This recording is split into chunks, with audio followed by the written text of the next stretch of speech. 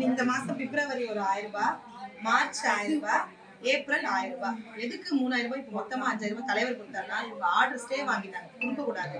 தலைவர் எலெக்ஷன் அறிவிச்சிட்டாங்கன்னா மக்களுக்கு வந்து அது பயனுள்ளதா இருக்காதேன்ட்டு முன்கூட்டியே அவங்களுக்கு 5000 ரூபாய் கொடுத்திருக்காரு. இதுக்குதான் இந்த 3000 ரூபாய் மே மாசம் கோடை விடுமுறைனால 2000 ரூபாய் தலைவர் கொடுத்திருக்காரு. இனி வரும் ஆட்சியும் தலைவர் ஆட்சியா தான் இருக்கும். தலைவர் ஆட்சி வரும்போது உங்களுக்கு ஜூன் மாசத்துல இருந்து நீங்க 2000 ரூபாய் வாங்குவீங்க. ஓகேவா? எப்பயுமே உங்களுக்கு இனி 2000 ரூபாய் வரும். நீங்க இனிமேல் யாரு போட்டு போடுவீங்க? இதே தான் ஓடி போடணும். பொங்கல் பரிசு 3000, இப்போ தொகை 5000 கொடுத்தாரு. ஃப்ரீ பஸ் நாங்கள் இலவசமாக போயிட்டு வரோம். இன்னும் ஐயா ஸ்டாலின் ஐயா வந்தாங்க, இன்னும் மேலும் எங்களுக்கு வெற்றி ஆகும். கிட்டத்தட்ட 16000 சேலரி வாங்கியிருக்கேன் நாங்கள்.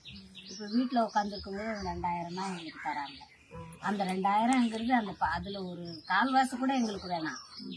ஒரு 4000, ஒரு 3000 இப்படி ஏதோ வருஷத்துக்கு போட்டால் கூட எங்களுக்கு கண்டிப்பாக எங்களுக்கு வந்து எனக்கு அது ஒண்ணுதான்.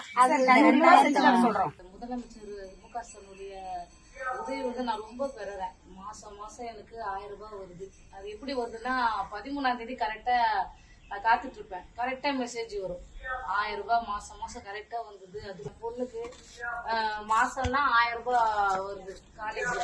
ஓகேவா? பிள்ளைங்களுக்கு படிக்கிற பிள்ளைங்களுக்கு மாசம் 1000 ரூபாய். அது பெரிய ஒரு நன்மை. ரொம்ப நிறைய திட்டங்கள் வந்து அவர் செய்யறாரு.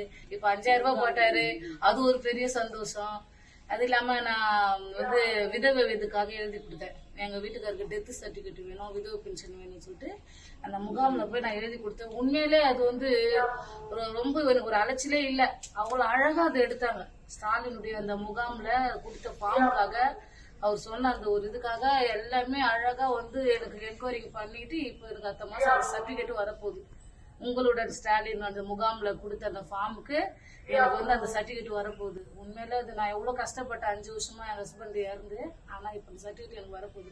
எதனாலன்னா முக.ஸ்டாலின் சார் வந்து அந்த முகாம் போட்டதுனால அந்த பையனை பெறேன் நான். உண்மையாலே அதுக்காக நான் நன்றி சொல்றேன். உங்களுக்கு எத்தனை குழந்தைங்க? 2 குழந்தைங்க. வீட்டுல அண்ணன் அவரு டிரைவரா இருக்கிறாரு. 10,000 பணம் வருது. நீங்க இந்த அரசு பத்தி நீங்க என்ன நினைக்கிறீங்க? அது சொல்லுங்க. உங்களுடைய விருப்பம் என்னவோ அது சொல்லுங்க. கஷ்டங்கும் போது மாசம் இந்த 1000 ரூபாய் ஏறது கொஞ்சம் யூஸ்ஃபுல்லா இருக்கு. அப்புறம் இந்த 5000 ரூபாய் வந்ததுனால ரொம்ப சந்தோஷமா இருக்கு. இது வந்து இந்த ஆட்சி இப்படி நம்மளுக்கு கடைசி வரைக்கும் நம்ம தலைவர் செய்வாருன்னு உங்களுக்கு ஒரு நம்பிக்கை மனசுக்குள்ள நம்பிக்கை இருக்குங்க. இப்போ இந்த எலெக்ஷன்ல இருந்து போன இந்த 5 வருஷம் நடந்ததுல இருந்து எங்களுக்கு கொஞ்சம் நல்லா இருக்குங்க. இனி அவரு வருவாரு எங்களுக்கு ஒரு நம்பிக்கை இருக்குது. அது வரணும்னு நினைக்கிறோம். கண்டிப்பா நீங்க உங்களை மாதிரி மகளிர்தான் பண்ணணும். சரிங்களா? இப்ப வந்து ஃபர்ஸ்ட் ஒரு டைம் வந்து வார்டு செயலாளர், பகுதி செயலாளர் எல்லாரும் வச்சு முன்னோக்கி நம்ம வந்து போயிட்டு இருந்தோம் மகளிர்.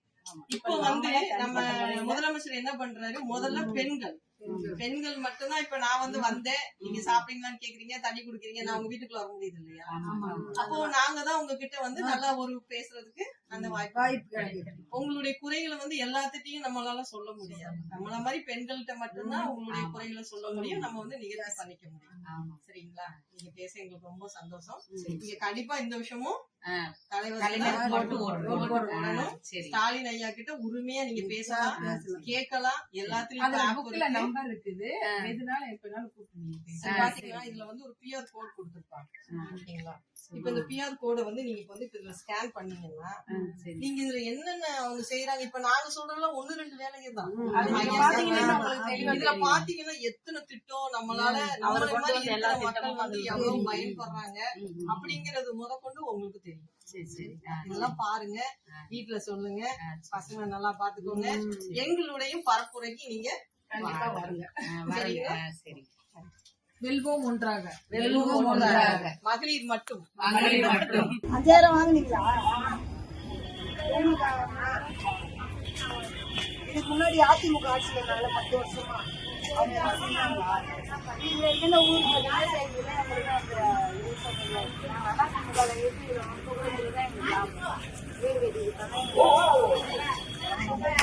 ஏன்னா இப்போ வந்து இதே இப்போ நம்ம 5 வருஷமா எம்எல்ஏ இருக்காரு, இங்கே உங்களுக்கு வந்து வீடு கட்டி தரேன்னு சொன்னாருல்ல. இப்போ வந்து 10 வருஷமா இருந்தாங்க, அவங்க எதனா இது முடியுது பண்ணாங்களா? இந்த திமுக ஆட்சியில தான் இந்த ஊருக்கு தண்ணி கரண்ட் இல்லாத எடுத்துடுமா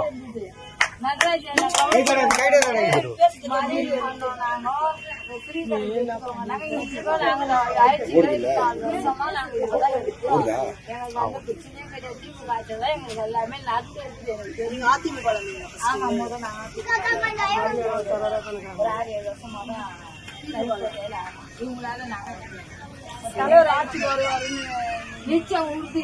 ஏகப்பக்கா இப்ப மறுபடியும் அதிமுக வந்தாங்கன்னா நமக்கு 1000 ரூபாய் கொடுக்குறாங்கல்ல, அதெல்லாம் வந்து நிறுத்திடணும். தமிழ்நாட்டு மக்கள் நம்ம எதுவுமே செய்யக்கூடாது.